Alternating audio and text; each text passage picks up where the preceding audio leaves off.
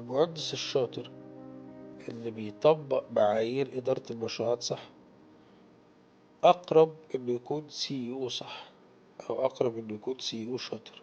صحيح. ودي كانت كويس. السؤال التاني اللي هو هل كل مديرين المشاريع ممكن يبقوا مديرين تنفيذيين للشركات أو أصحاب بيزنس ناجحين ولا لأ؟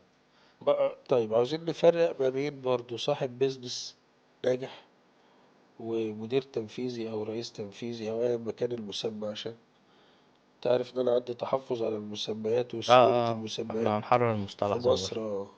فأيا ما كان خلينا نفرق ما بين حد بيدير وحد عنده الأونرشيب.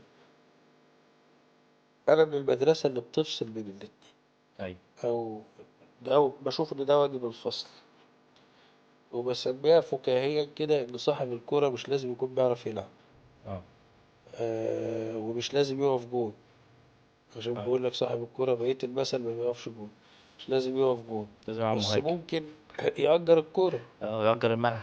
ممكن يأجر الملعب، اه. ممكن يشتري مجموعة كور لو عنده القدرة ويعمل ستور لتأجير الكور. صح. واخد بالك؟ فاحنا بنفصل دايما عشان تبقى الأمور واضحة، بنفصل ما بين الأونرشيب والمانجمنت. هل كل مدير مشروع شاطر رئيس تنفيذي شاطر؟ لا.